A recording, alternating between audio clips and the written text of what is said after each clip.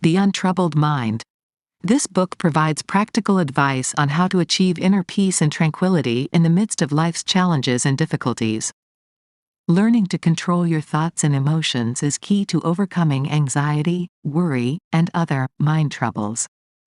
Hall believed these troubles are often self-created. Cultivating positive thinking, an optimistic attitude, and healthy mental habits can help bring calmness and equilibrium. Letting go of resentment, anger, and other negative emotions removes sources of inner turmoil.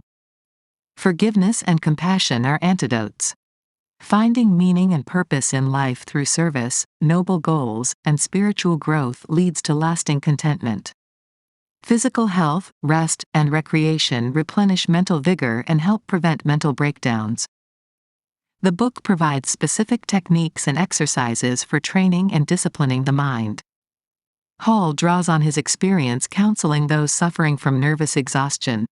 He also incorporates religious and philosophical insights. The Untroubled Mind. Recorded by Resonant. Read. Chapter 1.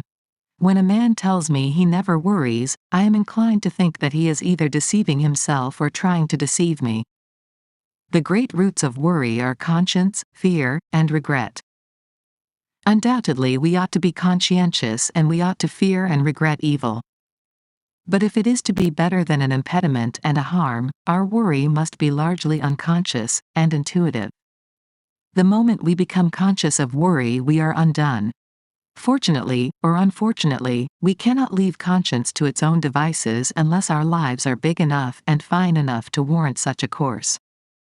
The remedy for the mental unrest, which is in itself an illness, lies not in an enlightened knowledge of the harmfulness and ineffectiveness of worry, not even in the acquirement of an unconscious conscience, but in the living of a life so full and good that worry cannot find place in it. That idea of worry and conscience, that definition of serenity, simplifies life immensely. To overcome worry by substituting development and growth need never be dull work. To know life in its farther reaches, life in its better applications, is the final remedy, the great undertaking, it is life.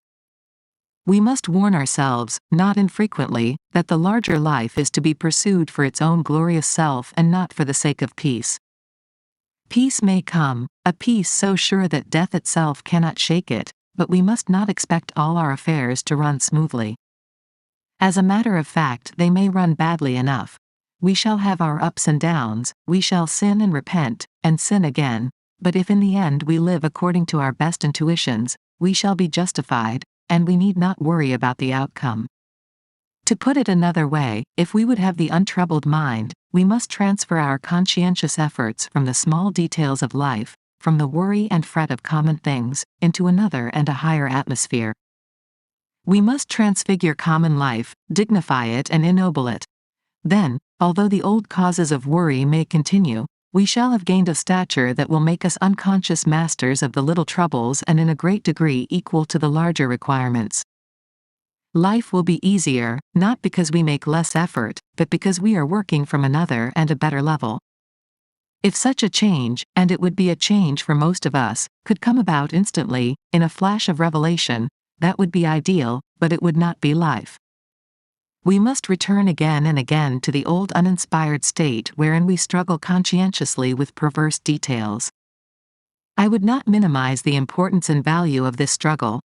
Only the sooner it changes its level, the better for everyone concerned.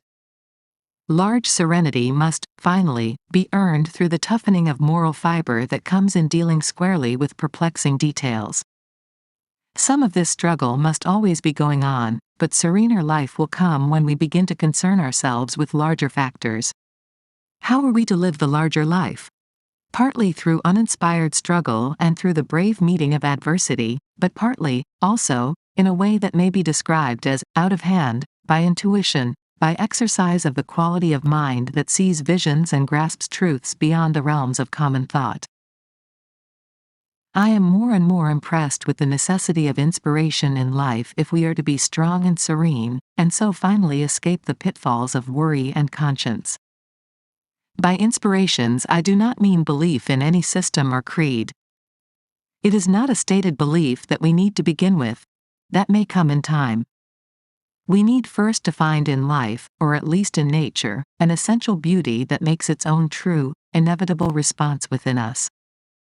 We must learn to love life so deeply that we feel its tremendous significance, until we find in the sea and the sky the evidence of an over-brooding spirit too great to be understood, but not too great to satisfy the soul.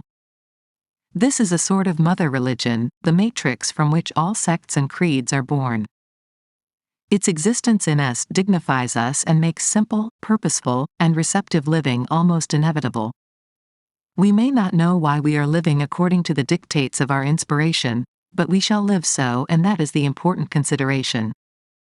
If I urge the acquirement of a religious conception that we may cure the intolerable distress of worry, I do what I have already warned against. It is so easy to make this mistake that I have virtually made it on the same page with my warning. We have no right to seek so great a thing as religious experience that we may be relieved of suffering. Better go on with pain and distress than cheapen religion by making it a remedy. We must seek it for its own sake, or rather, we must not seek it at all, lest, like a dream, it elude us, or change into something else, less holy. Nevertheless, it is true that if we will but look with open, unprejudiced eyes, again and again, upon the sunrise or the stars above us, we shall become conscious of a presence greater and more beautiful than our minds can think. In the experience of that vision, strength and peace will come to us unbidden. We shall find our lives raised, as by an unseen force, above the warfare of conscience and worry. We shall begin to know the meaning of serenity and of that priceless, if not wholly to be acquired, possession, the untroubled mind. I am aware that I shall be misunderstood and perhaps ridiculed by my colleagues when I attempt to discuss religion in any way. Theology is a field in which I have had no training, but that is the very reason why I dare write of it. I do not even assume that there is a God in the traditional sense. The idea is too great to be made concrete and literal. No single fact of nature can be fully understood by our finite minds. But I do feel vaguely that the laws that compass us, and make our lives possible, point always on, beyond the realms of time and space, toward the existence of a mighty overruling spirit. If this is a cold and inadequate conception of God, it is at least one that can be held by any man without compromise. The modern mind is apt to fail of religious understanding and support, because of the arbitrary interpretations of religion which are presented for our acceptance. It is what men say about religion, rather than religion itself, that repels us. Let us think it out for ourselves. If we are open to a simple, even primitive, conception of God, we may still repudiate the creeds and doctrines, but we are likely to become more tolerant of those who find them true and good. We shall be likely in time to find the religion of Christ understandable and acceptable, warm and quick with life.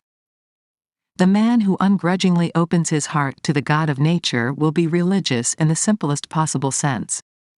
He may worry because of the things he cannot altogether understand, and because he falls so far short of the implied ideal. But he will have enlarged his life so much that the common worries will find little room. He will be too full of the joy of living to spend much conscious thought in worry. Such a man will realize that he cannot afford to spend his time and strength in regretting his past mistakes. There is too much in the future. What he does in the future, not what he has failed to do in the past, will determine the quality of his life.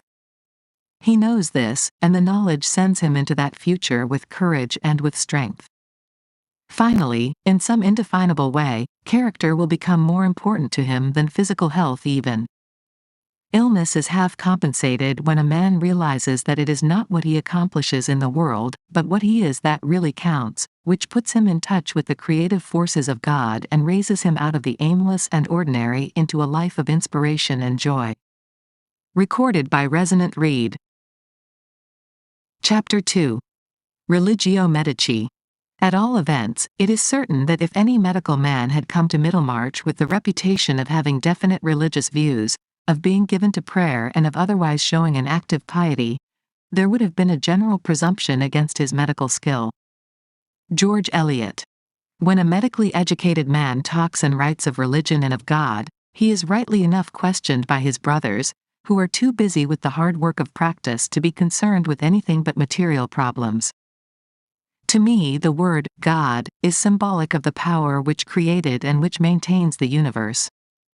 The sunrise and the stars of heaven give me some idea of His majesty. The warmth and tenderness of human love give me some idea of His divine love. That is all I know, but it is enough to make life glow. It is enough to inspire the most intense devotion to any good cause. It is enough to make me bear suffering with some degree of patience. And it is enough, finally, to give me some confidence and courage even in the face of the great mystery of death. Why this or another conception of God should produce such a profound result upon anyone, I do not know, except that in some obscure way it connects the individual with the divine plan, and does not leave him outside in despair and loneliness. However that may be, it will be conceded that a religious conception of some kind does much toward justifying life, toward making it strong and livable, and so has directly to do with certain important problems of illness and health. The most practical medical man will admit that any illness is made lighter and more likely to recover in the presence of hope and serenity in the mind of the patient. Naturally, the great bulk of medical practice calls for no handling other than that of the straight medical sort. A man comes in with a crushed finger, a girl with anemia, the way is clear. It is only in deeper, more intricate departments of medicine that we altogether fail. The bacteriologist and the pathologist have no use for mental treatment in their departments. But when we come to the case of the nervously broken down schoolteacher, or the worn out telegrapher, that is another matter. Years may elapse before work can be resumed, years of dependence and anxiety. Here, a new view of life is often more useful than drugs, a view that accepts the situation reasonably after a while, that does not grope blindly and impatiently for a cure, but finds in life an inspiration that makes it good in spite of necessary suffering and limitations. Often enough we cannot promise a cure, but we must be prepared to give something better. A great deal of the fatigue and unhappiness of the world is due to the fact that we do not go deep enough in our justification for work or play, or for any experience, happy or sad. There is a good deal of a void after we have said, art for art's sake, or play for the joy of playing, or even after we have said, I am working for the sake of my family, or for someone who needs my help. That is not enough, and whether we realize it or not, the lack of deeper justification is at the bottom of a restlessness and uncertainty which we might not be willing to acknowledge, but which nevertheless is very real. I am not satisfied when some moralist says, be good and you will be happy. The kind of happiness that comes from a perfunctory goodness is a thing which I cannot understand, and which I certainly do not want. If I work and play and serve and employ, making up the fabric of a busy life, if I attain a very real happiness, I am tormented by the desire to know why I am doing it, and I am not satisfied with the answer I usually get. The patient may not be cured when he is relieved of his anemia, or when his emaciation has given place to the plumpness and suppleness and physical strength that we call health. The man whom we look upon as well, and who has never known physical illness, is not well in the larger sense until he knows why he is working, why he is living, why he is filling his life with activity. In spite of the elasticity and spring of the world's interests, there must come often, and with a kind of fatal insistence, the deep demand for a cause, for a justification. If there is not an adequate significance behind it, life, with all its courage and accomplishment, seems but a sorry thing, so full of pathos, even in its brightest moments, so shadowed with a sense of loss and of finality that the bravest heart may well fail and the truest courage relax, supported only by the assurance that this way lies happiness or that right is right. What is this knowledge that the world is seeking, but can never find? What is this final justification? If we seek it in its completeness, we are doomed always to be ill and unsatisfied. If we are willing to look only a little way into the great question, if we are willing to accept a little for the whole, content because it is manifestly part of the final knowledge, and because we know that final knowledge rests with God alone, we shall understand enough to save us from much sorrow and painful incompleteness.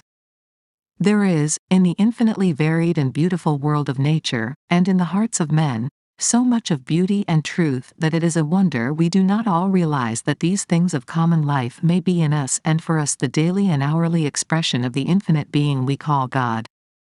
We do not see God, but we do feel and know so much that we may fairly believe to be of God that we do not need to see Him face to face. It is something more than imagination to feel that it is the life of God in our lives, so often unrecognized or ignored, that prompts us to all the greatness and the inspiration and the accomplishment of the world. If we could know more clearly the joy of such a conception, we should dry up at its source much of the unhappiness which is, in a deep and subtle way, at the bottom of many a nervous illness and many a wretched existence. The happiness which is found in the recognition of kinship with God, through the common things of life, in the experiences which are so significant that they could not spring from a lesser source, the happiness which is not sought, but which is the inevitable result of such recognition, this experience goes a long way toward making life worth living. If we do have this conception of life, then some of the old questions that have vexed so many dwellers upon the earth will no longer be a source of unhappiness or of illness of mind or body. The question of immortality, for instance, which has made us afraid to die, will no longer be a question. We shall not need to answer it, in the presence of God, in our lives and in the world about us. We shall be content finally to accept whatever is in store for us, so it be the will of God. We may even look for something better than mere immortality, something more divine than our gross conception of eternal life. This is a religion that I believe medical men may teach without hesitation whenever the need shall arise. I know well enough that many a blunt if kindly man cannot bring himself to say these words, even if he believes them, but I do think that in some measure they point the way to what may wisely be taught.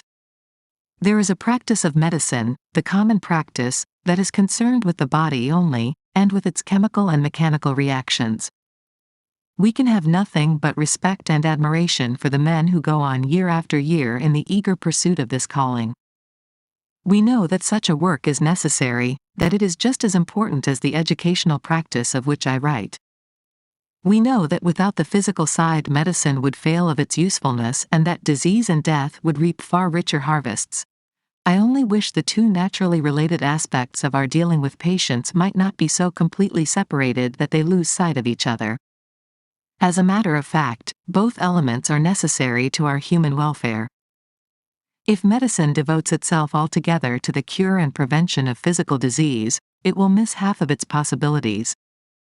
It is equally true that if we forget the physical necessities in our zeal for spiritual hygiene, we shall get and deserve complete and humiliating failure. Many men will say, why mix the two? Why not let the preachers and the philosophers preach and the doctors follow their own ways?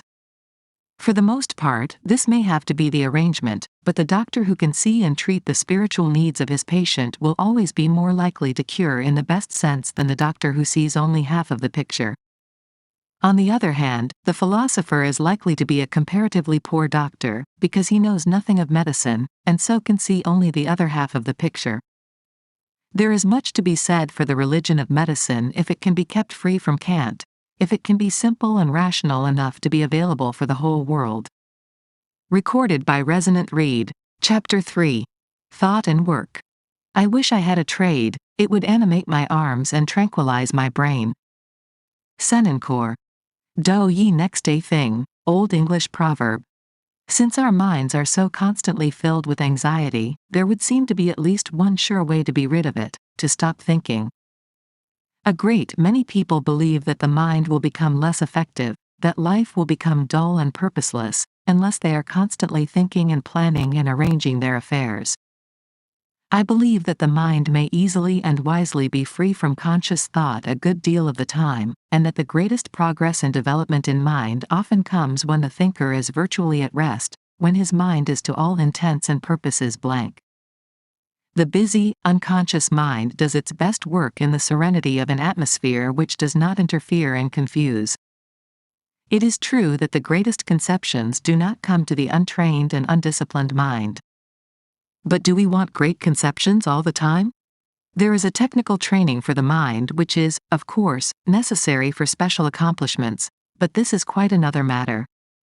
Even this kind of thought must not obtrude too much, lest we become conscious of our mental processes and so end in confusion.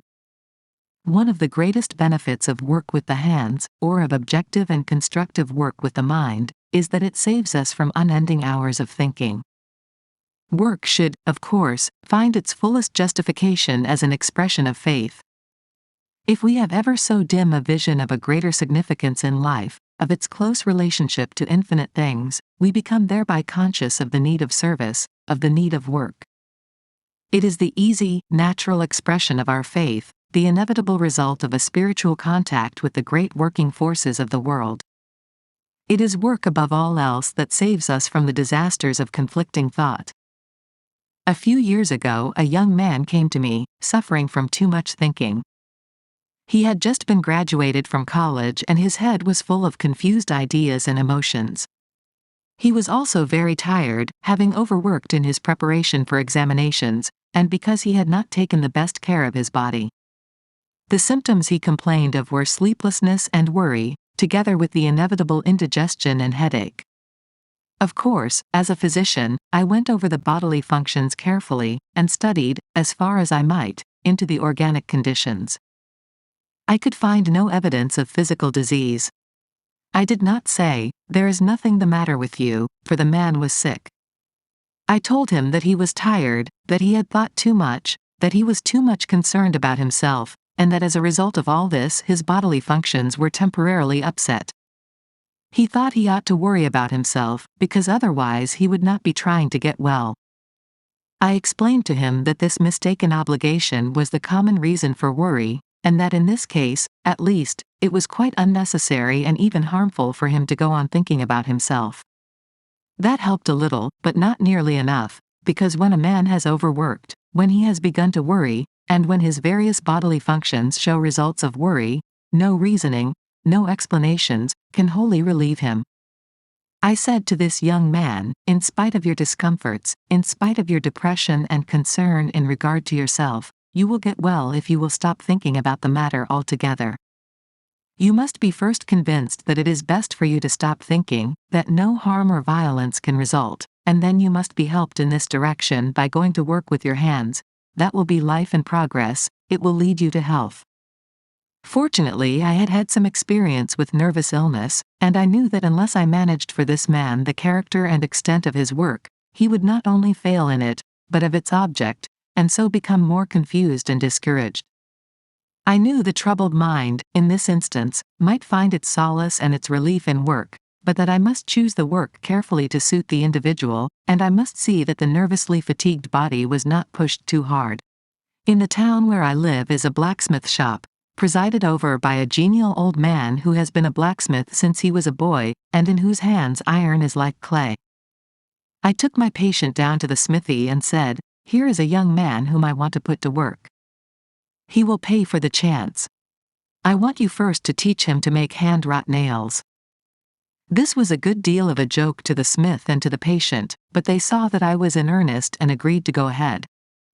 We got together the proper tools and proceeded to make nails, a job which is really not very difficult. After an hour's work, I called off my patient, much to his disgust, for he was just beginning to be interested. But I knew that if he were to keep on until fatigue should come, the whole matter would end in trouble. So the next day, with some new overalls and a leather apron added to the equipment, we proceeded to another hour's work. We went on this way for 3 or 4 days, before the time was increased. The interest of the patient was always fresh, he was eager for more, and he did not taste the dregs of fatigue. Yet he did get the wholesome exercise, and he did get the strong turning of the mind from its worry and concern. Of course, the rest of the day was taken care of in one way or another, but the work was the central feature. In a week, we were at it 2 hours a day, in 3 weeks, 4 hours, and in a month, 5 hours. He had made a handsome display of hand-wrought nails, a superior line of pokers and shovels for fireplaces, together with a number of very respectable andirons. On each of these larger pieces of handiwork my patient had stamped his initials with a little steel die that was made for him. Each piece was his own, each piece was the product of his own versatility and his own strength. His pride and pleasure in this work were very great, and well they might be, for it is a fine thing to have learned to handle so intractable a material as iron. But in handling the iron patiently and consistently until he could do it without too much conscious thinking, and so without effort, he had also learned to handle himself naturally, more simply and easily. As a matter of fact, the illness which had brought this boy to me was pretty nearly cured by his blacksmithing, because it was an illness of the mind and of the nerves, and not of the body, although the body had suffered in its turn. That young man, instead of becoming a nervous invalid as he might have done, is now working steadily in partnership with his father, in business in the city. I had found him a very interesting patient, full of originality and not at all the tedious and boresome person he might have been had I listened day after day, week after week to the recital of his ills. I was willing to listen, I did listen, but I also gave him a new trend of life, which pretty soon made his complaints sound hollow and then disappear. Of course, the problem is not always so simple as this, and we must often deal with complexities of body and mind requiring prolonged investigation and treatment. I cite this case because it shows clearly that relief from some forms of nervous illness can come when we stop thinking, when we stop analyzing, and then back up our position with prescribed work. There may be some nervous invalids who read these lines who will say, "But I have tried so many times to work and have failed." Unfortunately, such failure must often occur unless we can proceed with care and with understanding. But the principle remains true, although it must be modified in an infinite variety to meet the changing conditions of individuals. I see a great many people who are conscientiously trying to get well from nervous exhaustion. They almost inevitably try too hard. They think and worry too much about it, and so exhaust themselves the more. This is the greater pity because it is the honest and the conscientious people who make the greatest effort. It is very hard for them to realize that they must stop thinking, stop trying, and if possible get to work before they can accomplish their end. We shall have to repeat to them over and over again that they must stop thinking the matter out, because the thing they are attempting to overcome is too subtle to be met in that way. So, if they are fortunate, they may rid themselves of the vagueness and uncertainty of life, until all the multitude of details which go to make up life lose their desultoriness and their lack of meaning, and they may find themselves no longer the subjects of physical or nervous exhaustion. Recorded by Resonant Read. Chapter 4. Idleness.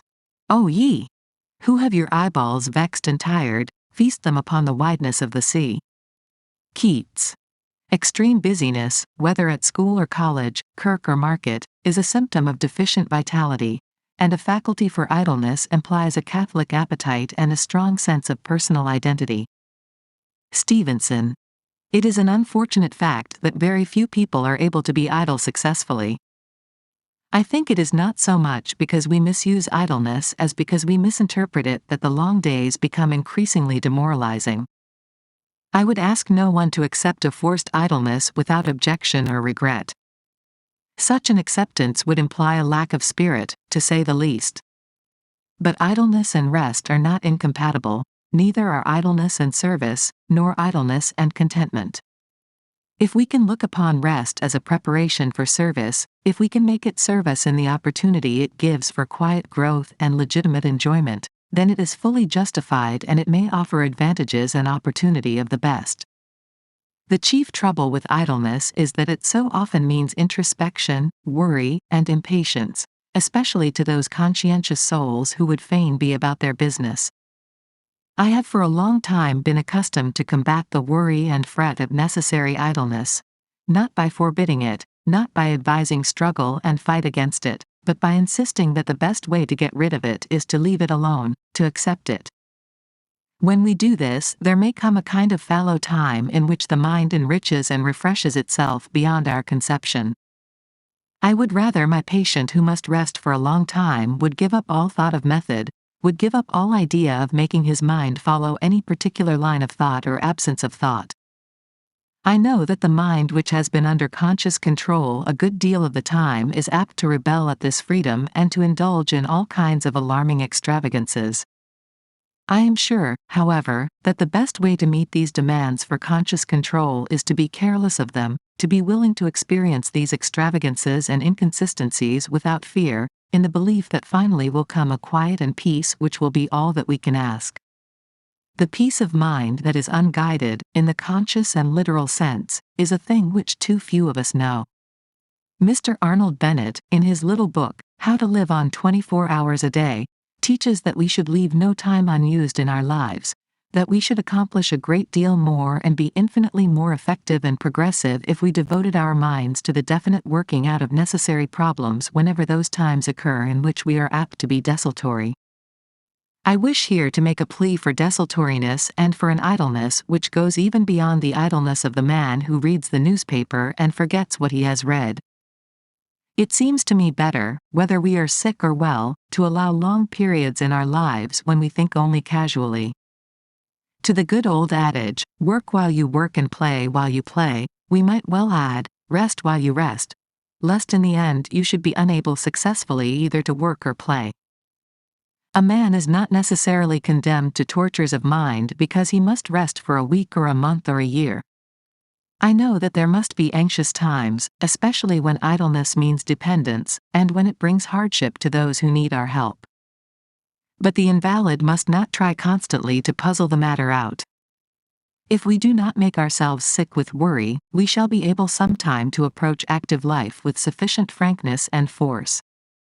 It is the constant effort of the poor, tired mind to solve its problems that not only fails of its object, but plunges the invalid deeper into discouragement and misunderstanding.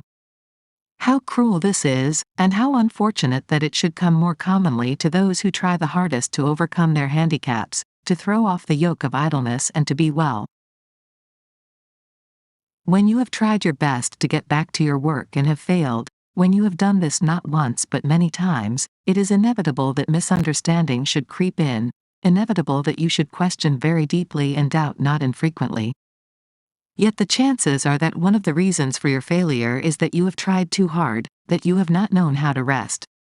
When you have learned how to rest, when you have learned to put off thinking and planning until the mind becomes fresh and clear, when you are in a fair way to know the joy of idleness and the peace of rest, you are a great deal more likely to get back to efficiency and to find your way along the great paths of activity into the world of life. It is not so much the idleness, then, as the attempt to overcome its irksomeness, that makes this condition painful. The invalid in bed is in a trap, to be tormented by his thoughts unless he knows the meaning of successful idleness. This knowledge may come to him by such strategy as I have suggested, by giving up the struggle against worry and fret. But peace will come surely, steadily, with healing in its wings, when the mind is changed altogether, when life becomes free because of a growth and development that finds significance even in idleness, that sees the world with wise and patient eyes. In a way it does not matter, your physical condition or mine, if our eyes have seen the glory that deifies life and makes even its waste places beautiful. What is that view from your window as you lie in your bed? A bit of the sea, if you are fortunate, a corner of garden, surely, the top of an elm tree against the blue. What is it but the revelations of a God in the world? There is enough that is sad and unhappy, but over all are these simple, ineffable things. If the garden is an expression of God in the world, then the world and life are no longer meaningless. Even idleness becomes in some degree bearable because it is a part of a significant world. Unfortunately, the idleness of disability often means pain, the wear and tear of physical or nervous suffering. That is another matter. We cannot meet it fully with any philosophy.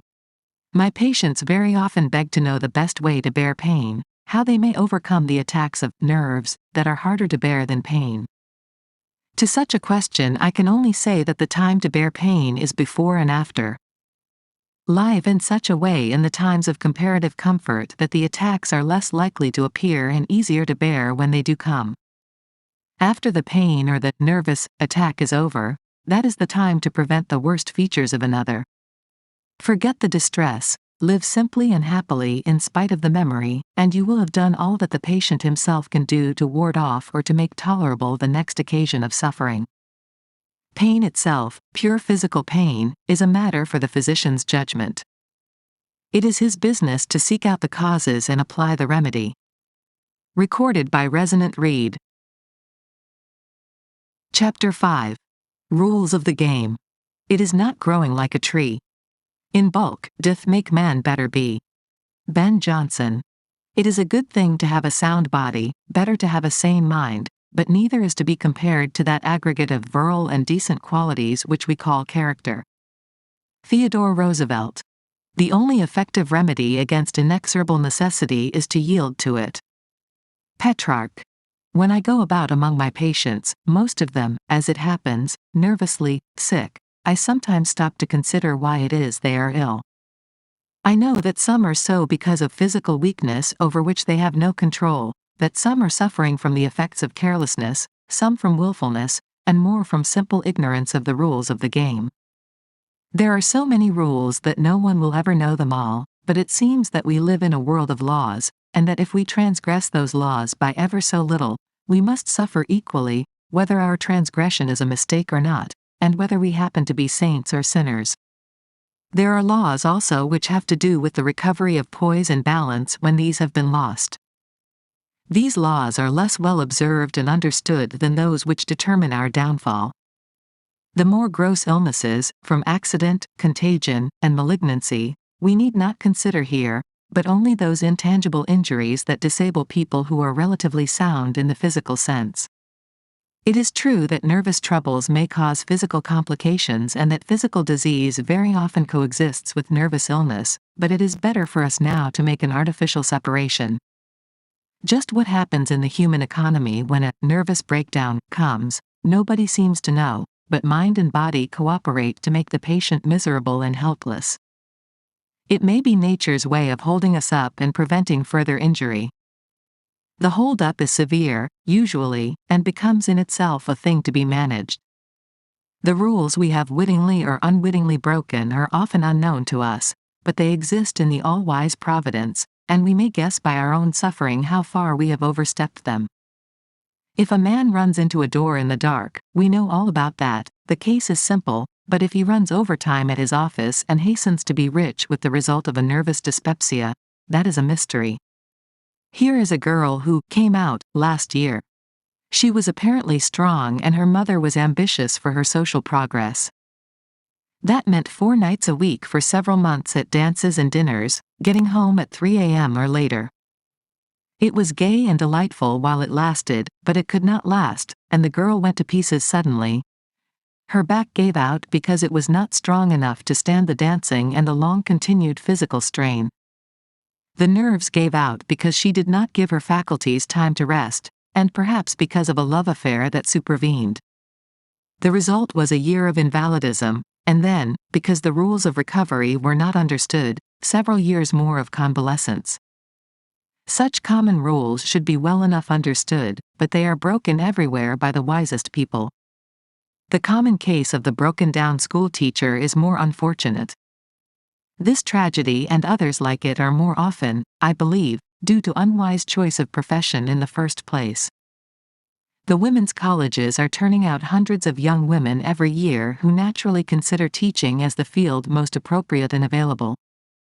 Probably only a very small proportion of these girls are strong enough physically or nervously to meet the growing demands of the schools. They may do well for a time, some of them unusually well, for it is the sensitive, high-strung organism that is appreciative and effective. After a while, the worry and fret of the requirements and the constant nag of the schoolroom have their effect upon those who are foredoomed to failure in that particular field. The plight of such young women is particularly hard, for they are usually dependent upon their work. It is, after all, not so much the things we do as the way we do them, and what we think about them, that accomplishes nervous harm. Strangely enough, the sense of effort and the feeling of our own inadequacy damage the nervous system quite as much as the actual physical effort. The attempt to catch up with life and with affairs that go on too fast for us is a frequent and harmful deflection from the rules of the game. Few of us avoid it. Life comes at us and goes by very fast. Tasks multiply and we are inadequate, responsibilities increase before we are ready. They bring fatigue and confusion. We cannot shirk and be true. Having done all you reasonably can, stop, whatever may be the consequences. That is a rule I would enforce if I could. To do more is to drag and fail, so defeating the end of your efforts. If it turns out that you are not fit for the job you have undertaken, give it up and find another, or modify that one until it comes within your capacity. It takes courage to do this, more courage sometimes than is needed to make us stick to the thing we are doing. Rarely, however, will it be necessary for us to give up if we will undertake and consider for the day only such part of our task as we are able to perform. The trouble is that we look at our work or our responsibility all in one piece, and it crushes us. If we cannot arrange our lives so that we may meet their obligations a little at a time, then we must admit failure and try again, on what may seem a lower plane. That is what I consider the brave thing to do. I would honor the factory superintendent, who, finding himself unequal to his position, should choose to work at the bench where he could succeed perfectly. The habit of uncertainty in thought and action, bred, as it sometimes is, from a lack of faith in man and in God, is, nevertheless, a thing to be dealt with sometimes by itself. Not infrequently it is a petty habit that can be corrected by the exercise of a little willpower. I believe it is better to decide wrong a great many times, doing it quickly, than to come to a right decision after weakly vacillating. As a matter of fact, we may trust our decisions to be fair and true if our life's ideals are beautiful and true. We may improve our indecisions a great deal by mastering their unhappy details, but we shall not finally overcome them until life rings true and until all our acts and thoughts become the solid and inevitable expression of a healthy growing regard for the best in life, a call to right living that is no mean dictum of policy, but which is renewed every morning as the sun comes out of the sea. However inconsequential the habit of indecision may seem, it is really one of the most disabling of bad habits. Its continuance contributes largely to the sum of nervous exhaustion. Whatever its origin, whether it stands in the relation of cause or effect, it is an indulgence that insidiously takes the snap and sparkle out of life and leaves us for the time being colorless and weak. Next to uncertainty, an uninspired certainty is wrecking to the best of human prospects. The man whose one idea is of making himself and his family materially comfortable, or even rich, may not be coming to nervous prostration, but he is courting a moral prostration that will deny him all the real riches of life and that will in the end reward him with a troubled mind, a great, unsatisfied longing, unless, to be sure, he is too smug and satisfied to long for anything. The larger life leads us inevitably away from ourselves, away from the super-requirements of our families. It demands of them and of ourselves an unselfishness that is born of a love that finds its expression in the service of God. And what is the service of God if it is not such an entering into the divine purposes and spirit that we become with God recreators in the world, working factors in the higher evolution of humanity?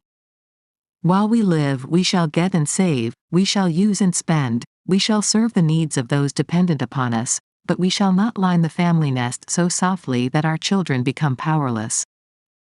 We shall not confine our charities to the specified channels, where our names will be praised and our credit increased. We shall give and serve in secret places with our hearts and our deeds. Then we may possess the untroubled mind, a treasure too rich to be computed. We shall not have it for the seeking.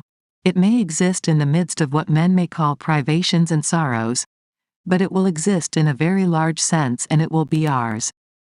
The so-called hard-headed businessman who never allows himself to be taken advantage of, whose dealings are always strict and uncompromising, is very apt to be a particularly miserable invalid when he is ill. I cannot argue in favor of business laxity.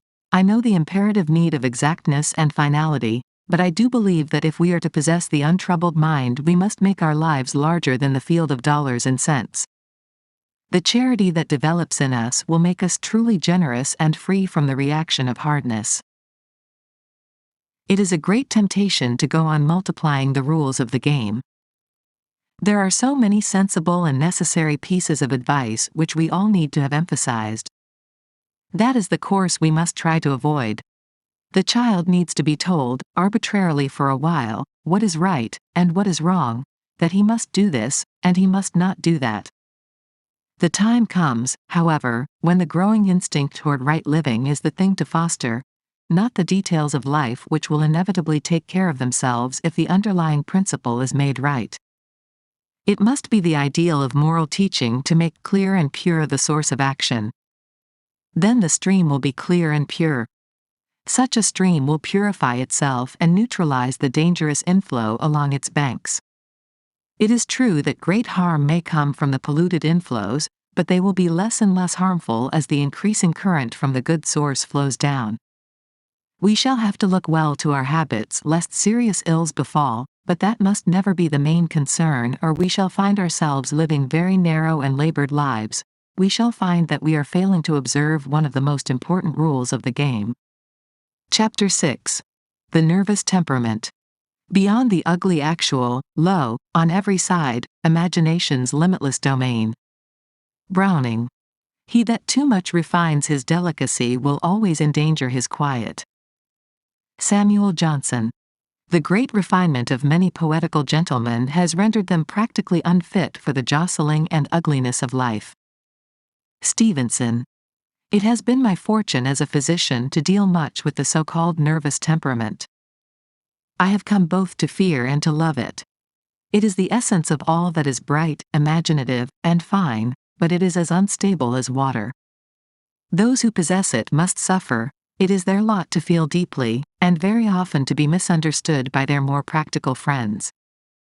All their lives these people will shed tears of joy, and more tears of sorrow.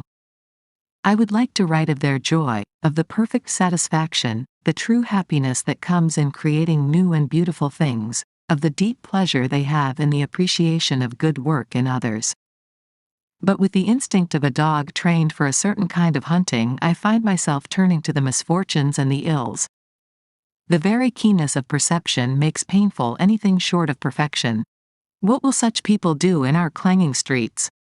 What of those fine ears tuned to the most exquisite appreciation of sweet sound? What of that refinement of hearing that detects the least departure from the rhythm and pitch in complex orchestral music? And must they bear the crash of steel on stone, the infernal clatter of traffic? Well, yes, as a matter of fact, they must, at least for a good many years to come, until advancing civilization eliminates the city noise. But it is not always great noises that disturb and distract. There is a story told of a woman who became so sensitive to noise that she had her house made soundproof. There were thick carpets and softly closing doors. Everything was padded. The house was set back from a quiet street, but that street was strewn with tanbark to check the sound of carriages. Surely here was bliss for the sensitive soul.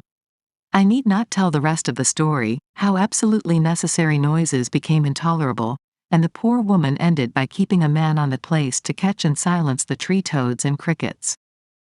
There is nothing to excuse the careless and unnecessary noises of the world.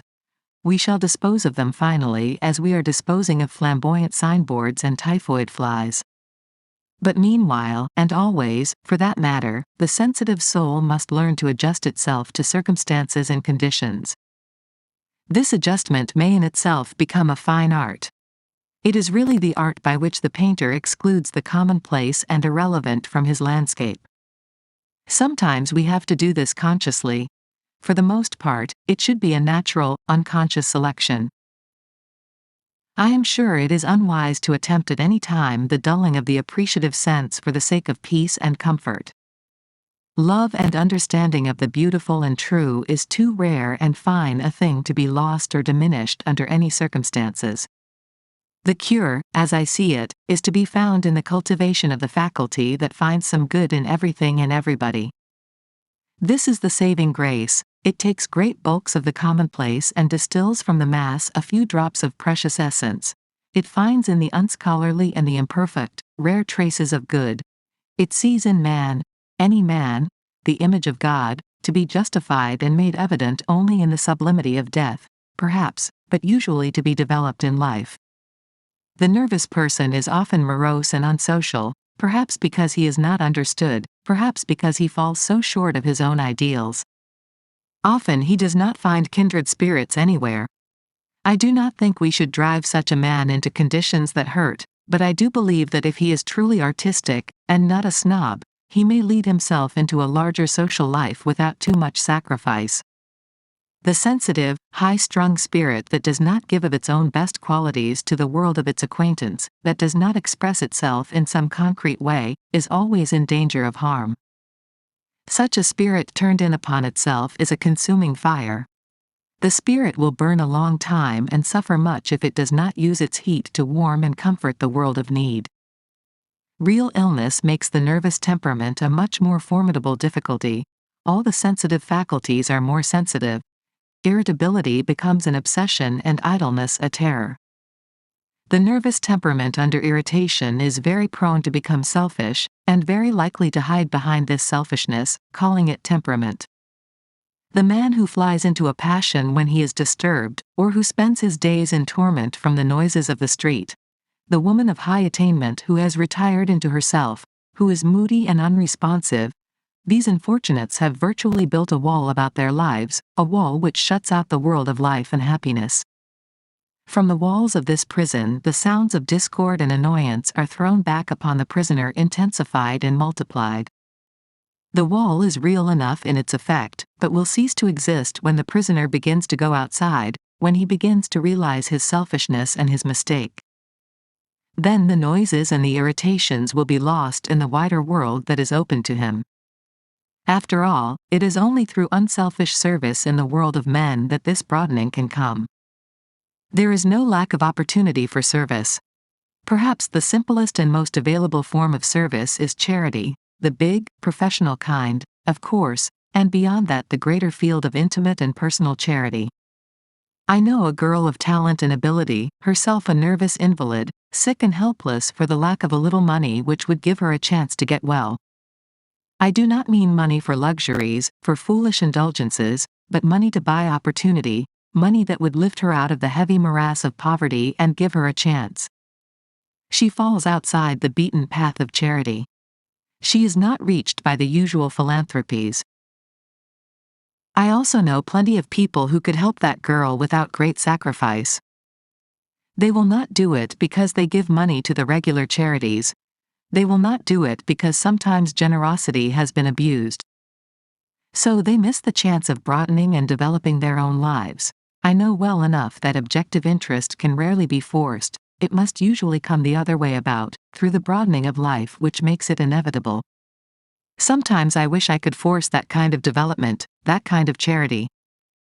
Sometimes I long to take the rich neurasthenic and make him help his brother, make him develop a new art that shall save people from sorrow and loss. We are all together in this world, and all kin.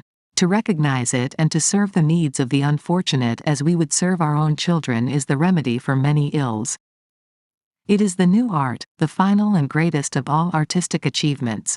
It warms our hearts and opens our lives to all that is wholesome and good. This is one of the crises in which my theory of inspiration first may fail.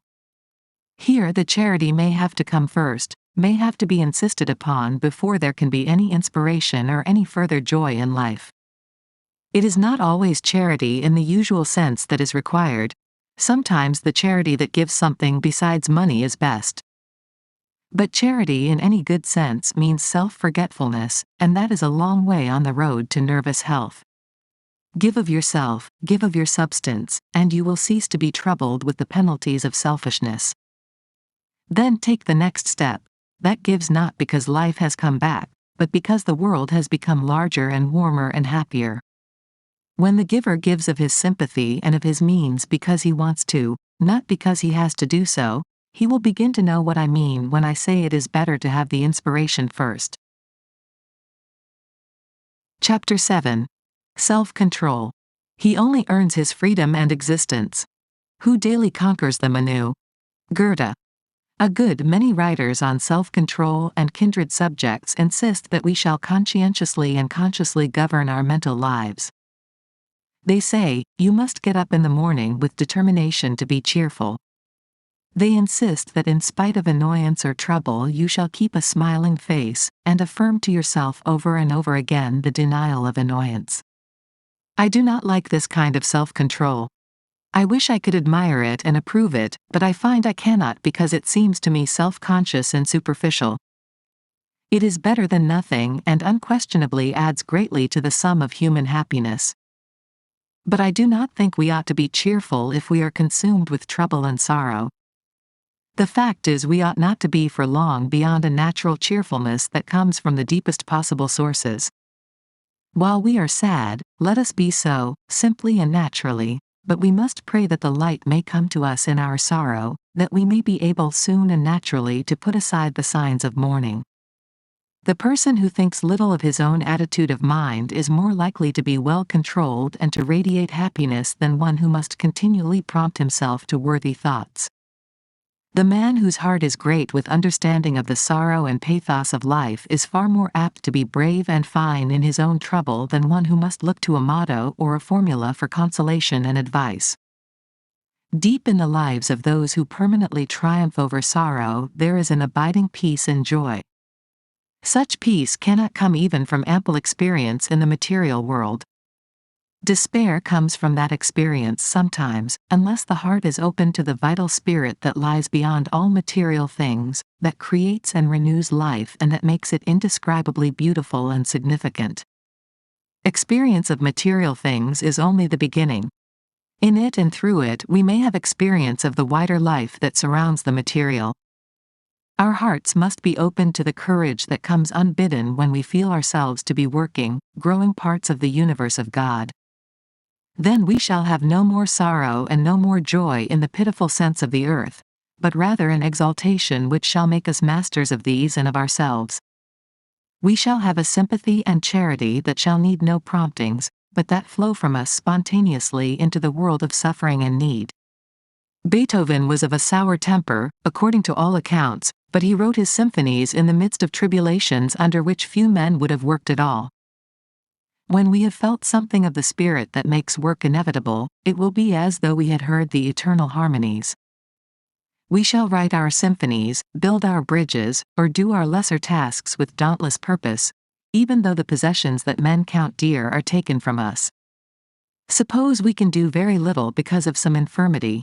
If that little has in it the larger inspiration, it will be enough to make life full and fine. The joy of a wider life is not obtainable in its completeness, it is only through a lifetime of service and experience that we can approach it. That is the proof of its divine origin, its unattainableness. God keep you from the she-wolf and from your heart's deepest desire, is an old saying of the Romanians. If we fully obtain our desires, we prove their unworthiness. Does anyone suppose that Beethoven attained his whole heart's desire in his music? He might have done so had he been a lesser man. He was not a cheerful companion. That is unfortunate, and shows that he failed in complete inspiration and in the ordinary kind of self-control. He was at least sincere, and that helped not a little to make him what he was. I would almost rather a man would be morose and sincere than cheerful from a sense of duty. Our knowledge of the greater things of life must always be substantiated and worked out into realities of service, or else we shall be weak and ineffective. The charity that balks at giving, reacts upon a man and deadens him. I am always insisting that we must not live and serve through a sense of duty, but that we must find the inspiration first. It is better to give ourselves to service not for the sake of finding God, but because we have found Him and because our souls have grown in the finding until we cannot help giving. If we have grown to such a stature we shall be able to meet sorrow and loss bravely and simply. We shall feel for ourselves and for others in their troubles as Forbes Robertson did when he wrote to his friend who had met with a great loss, "I pray that you may never, never, never get over this sorrow, but through it, into the very heart of God." All this is very unworldly, no doubt, and yet I will venture the assertion that such a standard and such a method will come nearer to the mark of successful and well-controlled living than the most carefully planned campaign of duty. If we plan to make life fine, if we say, in effect, "I will be good and cheerful, no matter what happens," we are beginning at the wrong end. We may be able to work back from our mottos to real living, but the chances are we shall stop somewhere by the way, too confused and uncertain to go on. Self-control, at its best, is not a conscious thing. It is not well that we should try to be good, but that we should so dignify our lives with the spirit of good that evil becomes well nigh impossible to us. Chapter 8. The Lighter Touch. Heart not so heavy as mine, wending late home, as it passed my window whistled itself a tune. Emily Dickinson. I have never seen good come from frightening worriers. It is no doubt wise to speak the truth, but it seems to me a mistake to say in public print or in private advice that worry leads to tragedies of the worst sort. No matter how hopeful we may be in our later teaching about the possibilities of overcoming worry, the really serious worrier will pounce upon the original tragic statement and apply it with terrible insistence to his own case. I would not minimize the seriousness of worry, but I am convinced that we can rarely overcome it by direct voluntary effort. It does not go until we forget it, and we do not forget it if we are always trying consciously to overcome it. We worriers must go about our business, other business than that of worry. Life is serious, alas, too serious, and full enough of pathos. We cannot joke about its troubles, they are real. But, at least, we need not magnify them. Why should we act as though everything depended upon our efforts, even the changing seasons and the blowing winds? No doubt we are responsible for our own acts and thoughts and for the welfare of those who depend upon us. The trouble is we take unnecessary responsibilities so seriously that we overreach ourselves and defeat our own good ends. I would make my little world more blessedly careless, with an abandon that loves life too much to spoil it with worry. I would cherish so great a desire for my child's good that I could not scold and bear down upon him for every little fault, making him a worrier too, but, instead, I would guide him along the right path with pleasant words and brave encouragement. The condemnation of faults is rarely constructive. We had better say to the worriers, here is life. No matter what unfortunate things you may have said or done, you must put all evil behind you and live, simply, bravely, well. The greater the evil, the greater the need of forgetting. Not flippantly, but reverently, leave your misdeeds in a limbo where they may not rise to haunt you. This great thing you may do, not with the idea of evading or escaping consequences, but so that past evil may be turned into present and future good. The criminal himself is coming to be treated this way. He is no longer eternally reminded of his crime. He is taken out into the sunshine and air and is given a shovel to dig with. A wonderful thing is that shovel. With it he may bury the past and raise up a happier, better future. We must care so much to expiate our sins that we are willing to neglect them and live righteously. That is true repentance, constructive repentance. We cannot suddenly change our mental outlook and become happy when grief has borne us down. For the broken heart silence and shade, that is fair and right. I would say to those who are unhappy, do not try to be happy, you cannot force it. But let peace come to you out of the great world of beauty that calmly surrounds our human suffering, and that speaks to us quietly of God. Genuine laughter is not forced, but we may let it come back into our lives if we know that it is right for it to come. We have all about us instances of the effectiveness of the lighter touch as applied to serious matters. The life of the busy surgeon is a good example. He may be, and usually is, brimming with sympathy, but if he were to feel too deeply for all his patients, he would soon fail and die. He goes about his work. He puts through a half-dozen operations in a way that would send cold shivers down the back of the uninitiated. And yet he is accurate and sure as a machine. If he were to take each case upon his mind in a heavy, consequential way, if he were to give deep concern to each ligature he ties, and if he were to be constantly afraid of causing pain, he would be a poor surgeon. His work, instead of being clean and sharp, would suffer from overconscientiousness. He might never finish an operation for fear his patient would bleed to death. Such a man may be the reverse of flippant, and yet he may actually enjoy his somber work. Cruel, bloodthirsty? Not at all. These men, the great surgeons, are as tender as children. But they love their work, they really care very deeply for their patients. The successful ones have the lighter touch and they have no time for worry. Sometimes we wish to arouse the public conscience. Do the long columns of figures, the impressive statistics, wake men to activity? It is rather the keen, bright thrust of the satirist that saves the day. Once in a New England town meeting there was a movement for a much-needed new schoolhouse. By the installation of skylights in the attic, the old building had been made to accommodate the overflow of pupils. The serious speakers in favor of the new building had left the audience cold, when a young man arose and said he had been up into the attic and had seen the wonderful skylights that were supposed to meet the needs of the children. "I have seen them," he said. "We used to call them scuttles when I was a boy." $100,000 was voted for the new schoolhouse. There is a natural gaiety in most of us which helps more than we realize to keep us sound. The pity is that when responsibilities come and hardships come, we repress our lighter selves sternly, as though such repression were a duty. Better let us guard the springs of happiness very, very jealously. The whistling boy in the dark street does more than cheer himself on the way. He actually protects himself from evil, and brings courage not only to himself, but to those who hear him.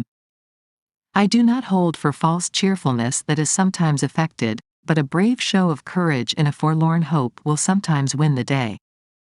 It is infinitely more likely to win than a too serious realization of the danger of defeat. The show of courage is often not a pretense at all, but victory itself. The need of the world is very great and its human destiny is in our hands. Half of those who could help to right the wrongs are asleep or too selfishly immersed in their own affairs. We need more helpers like my friend of the skylights. Most of us are far too serious. The slumbers will slumber on, and the worriers will worry. The serious people will go ponderously about until someone shows them how ridiculous they are and how pitiful.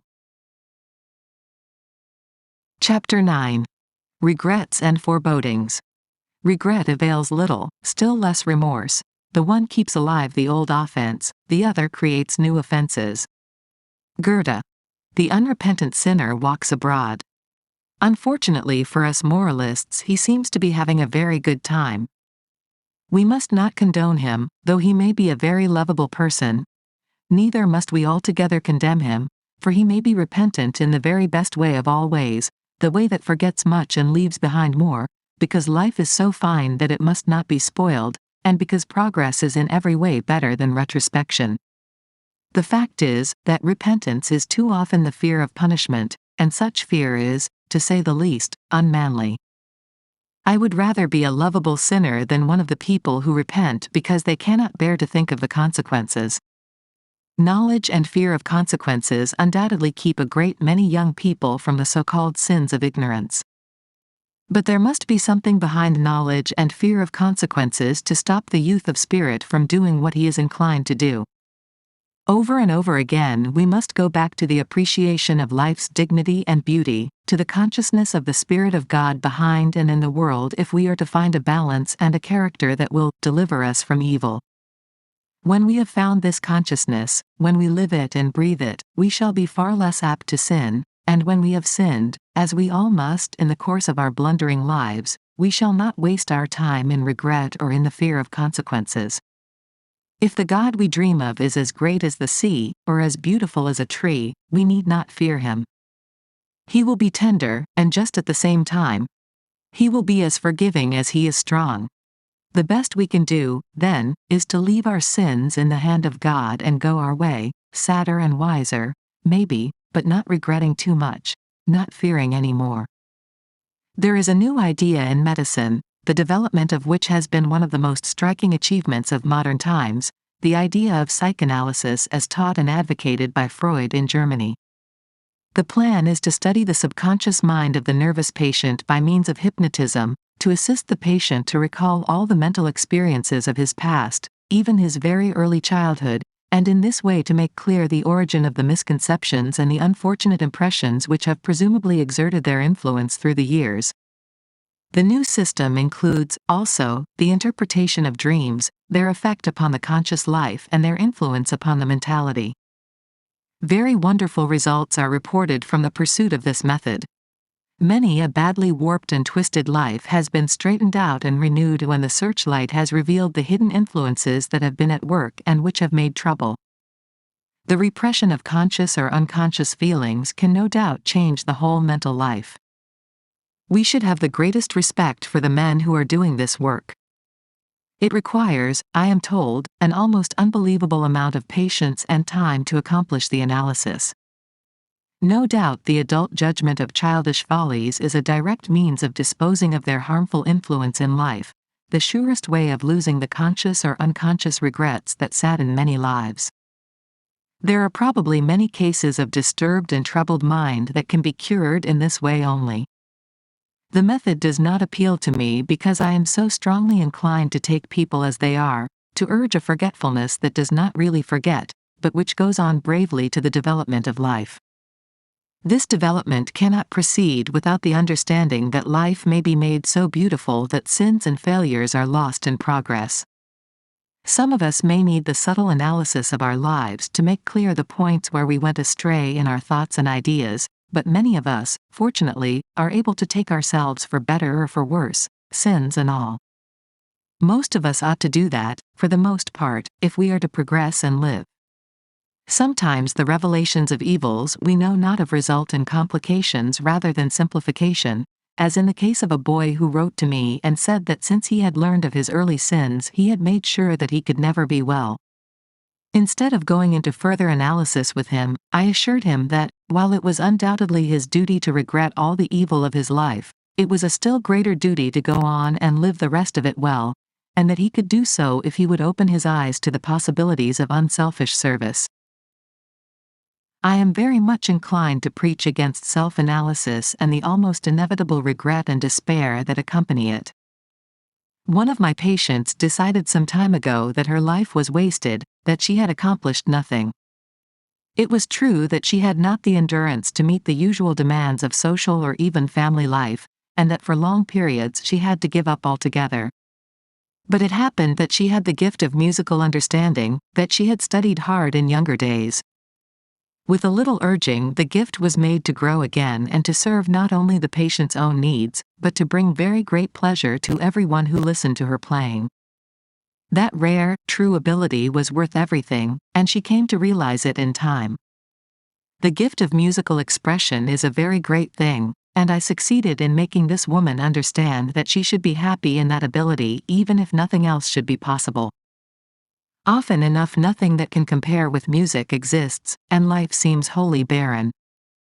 Rather cold comfort it seems at first to assure a person who is helpless that character is the greatest thing in the world, but that is the final truth. The most limited and helpless life may glow with it and be richer than imagination can believe. It is never time to regret, and never time to despair. The less analysis the better. When it comes to character, live, grow, and get a deeper and deeper understanding of life that is near to God and so capable of wrong only as we turn away from Him. Do not say things, "What you are stands over you and thunders so, I cannot hear what you say to the contrary." We shall do well not to forget that, whatever failures or mistakes we have made, there is infinite possibility ahead of us, that character is the greatest thing in the world, and that most good character has been built upon mistakes and failures. I believe there is no sin which may not make up the fabric of its own forgiveness in the living of a free, self-sacrificing life.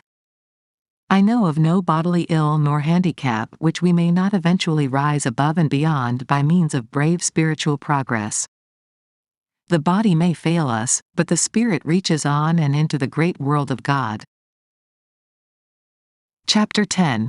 The Virtues. The virtues hide their vanquished fires within that wider flame, till conscience grows irrelevant and duty but a name. Frederick Lawrence Knowles. In most books I have read on nerves and similar subjects, advice is given, encouragement is given, but the necessity for patience is not made clear. Patience is typical of all the other virtues. Many a man has followed the best of advice for a time, and has become discouraged because the promised results did not materialize. It is disappointing, surely, to have lived upon a diet for months only to find that you still have dyspepsia, or to have followed certain rules of morality with great precision and enthusiasm without obtaining the untroubled mind. We are accustomed to see results in the material world and naturally expect them everywhere. The trouble is we do not always recognize improvements when we see them, and we insist upon certain preconceived changes as a result of our endeavors. The physician is apt rashly to promise definite physical accomplishments in a given time. He is courting disappointment and distrust when he does so. We all want to get relief from our symptoms, and we are inclined to insist upon a particular kind of relief so strongly that we fail to appreciate the possibilities of another and a better relief which may be at hand. The going astray in this particular is sometimes very unfortunate. I have known a man to rush frantically from one doctor to another, trying to obtain relief for a particular pain or discomfort, unwilling to rest long enough to find out that the trouble would have disappeared naturally if he had taken the advice of the first physician, to live without impatience and within his limitations. The human body is a very complex organism, and sometimes pain and distress are better not relieved, since they may be the expression of some deeper maladjustment which must first be straightened out.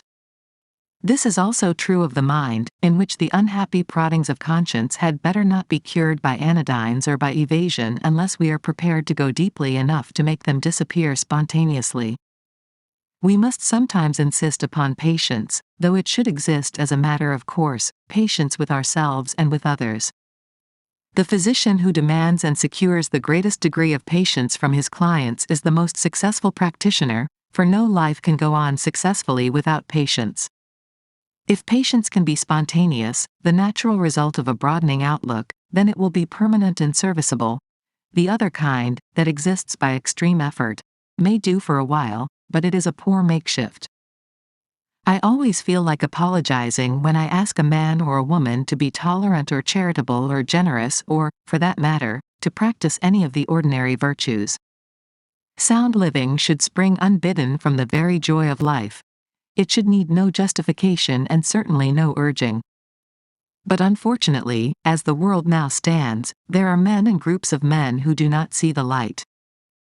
There is a wide contagion of selfishness and short-sightedness among the well-to-do, and a necessary federation of protection and selfishness among the poor.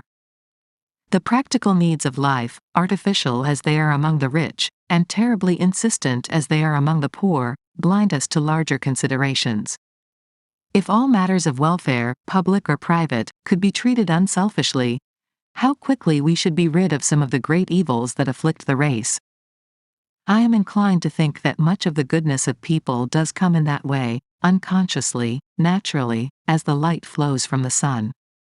Yet I suppose that in our present order, and until, through the years, the better time arrives, we must very often ask ourselves and others to be good and to be charitable, just because it is right, or worse still because it is good policy.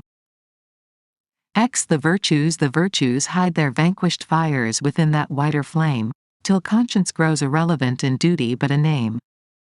Frederick Lawrence Knowles. In most books I have read on nerves and similar subjects, advice is given, encouragement is given, but the necessity for patience is not made clear.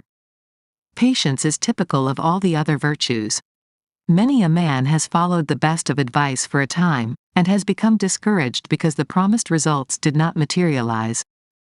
It is disappointing, surely, to have lived upon a diet for months only to find that you still have dyspepsia, or to have followed certain rules of morality with great precision and enthusiasm without obtaining the untroubled mind. We are accustomed to see results in the material world and naturally expect them everywhere. The trouble is we do not always recognize improvements when we see them, and we insist upon certain preconceived changes as a result of our endeavors. The physician is apt rashly to promise definite physical accomplishments in a given time.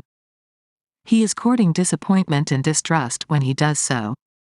We all want to get relief from our symptoms, and we are inclined to insist upon a particular kind of relief so strongly that we fail to appreciate the possibilities of another and a better relief which may be at hand. The going astray in this particular is sometimes very unfortunate. I have known a man to rush frantically from one doctor to another, trying to obtain relief for a particular pain or discomfort, unwilling to rest long enough to find out that the trouble would have disappeared naturally if he had taken the advice of the first physician, to live without impatience and within his limitations. The human body is a very complex organism, and sometimes pain and distress are better not relieved, since they may be the expression of some deeper maladjustment which must first be straightened out. This is also true of the mind, in which the unhappy proddings of conscience had better not be cured by anodynes or by evasion unless we are prepared to go deeply enough to make them disappear spontaneously. We must sometimes insist upon patience, though it should exist as a matter of course, patience with ourselves and with others. The physician who demands and secures the greatest degree of patience from his clients is the most successful practitioner, for no life can go on successfully without patience. If patience can be spontaneous, the natural result of a broadening outlook, then it will be permanent and serviceable. The other kind, that exists by extreme effort, may do for a while, but it is a poor makeshift. I always feel like apologizing when I ask a man or a woman to be tolerant or charitable or generous or, for that matter, to practice any of the ordinary virtues. Sound living should spring unbidden from the very joy of life. It should need no justification and certainly no urging. But unfortunately, as the world now stands, there are men and groups of men who do not see the light. There is a wide contagion of selfishness and short-sightedness among the well-to-do, and a necessary federation of protection and selfishness among the poor. The practical needs of life, artificial as they are among the rich, and terribly insistent as they are among the poor, blind us to larger considerations. If all matters of welfare, public or private, could be treated unselfishly, how quickly we should be rid of some of the great evils that afflict the race. I am inclined to think that much of the goodness of people does come in that way, unconsciously, naturally, as the light flows from the sun. Yet I suppose that in our present order, and until, through the years, the better time arrives, we must very often ask ourselves and others to be good and to be charitable, just because it is right, or worse still because it is good policy. Chapter 11. The Cure by Faith. The healing of his seamless dress. Is by our beds of pain, we touch him in life's throng and press, and we are whole again. Whittier. I cannot finish my little book of ideals without writing some things that are in my mind about cure by faith or by prayer. It is a subject that I approach with hesitation because of the danger of misunderstanding. No subject is more difficult and none is more important for the invalid to understand. We hear a great deal about the wonderful cures of Christian Science or of similar agencies, and we all know of people who have been restored to usefulness by such means. Has the healing of Christ again become possible on earth? No one would be more eager to accept it and acknowledge it than the physician if it were really so. But careful investigation always reveals the fact that the wonderful cures are not of the body but of the mind. It is easy enough to say that a cancer or tuberculosis has been cured by faith, and apparently easy for many people to believe it, but alas, the proof is wanting. The Christian Scientist, honest and sincere as he may be, is not qualified to say what is true disease and what is not. What looks like diseased tissue recovers, but medical men know that it could not have been diseased in the most serious sense, and that the prayer for recovery could have had nothing to do with the cure, save in a very indirect way. The man who discards medicine for philosophy or religion is courting unnecessary suffering and even death. The worst part of it is that he may induce someone else to make the same mistake with similar results. In writing this opinion, I am in no way denying the great significance and value of faith nor of the prayerful and trustful mind. If it cannot cure actual physical disease, faith can accomplish veritable miracles of healing in the mind of the patient. No thoughtful or honest medical man will deny it. There really need be no issue or disagreement between medicine and faith cure. At its best, one is not more wonderful than the other, and both aim to accomplish the same end, the relief of human suffering. When the two are merged, as some day they will be, we shall be surprised to discover how alike they are. Christian Science is rightly scorned by medical men because it is unscientific, because it makes absurd and untenable claims outside its own field, and because it has not as yet investigated that field in the scientific spirit. When proper study and investigation have been made, it will be found that faith cure, not in its present state, but in some future development, will have an immense field of usefulness. It will be worthy of as much respect in that field as medicine proper in its own sphere. As a matter of fact, both medicine and faith cure are miraculous in a very real sense, as both depend for efficiency now and always upon the same great laws which may be fairly called divine. What is the discovery that the serum of a horse will under certain circumstances cure diphtheria? Does it not mean that man is tapping sources of power far beyond his understanding? Is man responsible save as the agent? Did he produce the complex animal chemistry that makes this cure possible? Did man make the horse, or the laws that control the physiology and pathology of that animal? Here, then, is faith cure in its largest and best sense. The biologist may not be willing to admit it, but his faith in these great laws of God have made possible the cure of a dread disease. Here, as in all matters of pure religion, it is what men say and write, not the fact itself, that makes all the misunderstanding. We make our judgments and conceive our prejudices from mere surface considerations. Call life what you will, leave out the symbolic word, God, altogether, the facts remain. The true scientific spirit must reverence and adore the power that lies behind creation. It is as inconsistent for the bacteriologist to be an unbeliever as it is for the Christian scientist to deny the value of bacteriology. Medicine is infinitely farther advanced than Christian science, and yet Christian science has grasped some truth that the natural scientist has stupidly missed.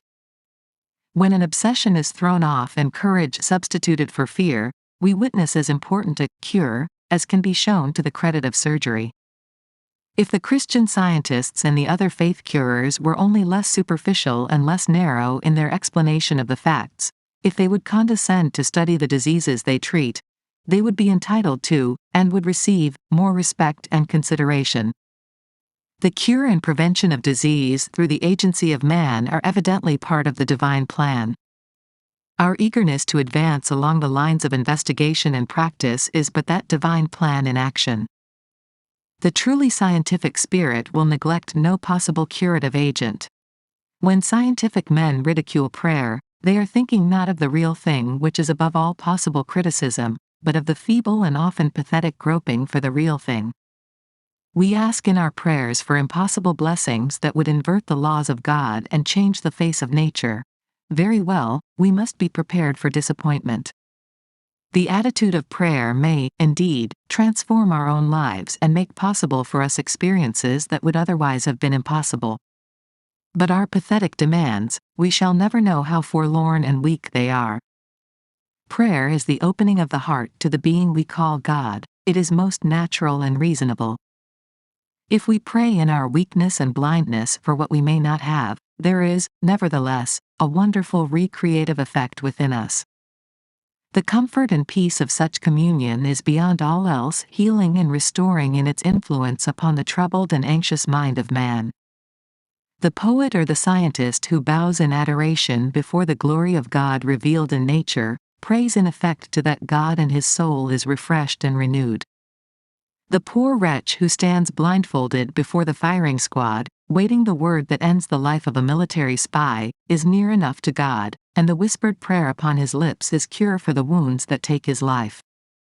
The best kind of prayer seeks not and asks not for physical relief or benefit, but opens the heart to its Maker, and so receives the cure of peace that is a greater miracle than any yet wrought by man. Under the influence of that cure, the sick are well and the dead are alive again. With the courage and spirit of such a cure in our lives, we shall inevitably do our utmost to relieve, by any good means, the physical suffering of the world. We shall follow the laws of nature. We shall study them with the utmost care. We shall take nothing for granted, since by less careful steps we shall miss the divine law and so go astray. The science of healing will become no chance and irrational thing. We shall use all the natural means to relieve and prevent suffering. There will be no scoring of one set of doctors by another because all will have one purpose. But more to the point than that, men will discover that health in its largest sense consists in living devout and prayerful lives whereunto shall be revealed in good time all that our finite minds can know and use. There will be no suffering of the body in the old and pitiful sense, for we shall be so much alive that disease and death can no longer claim us. The end recorded by Resonant. Read.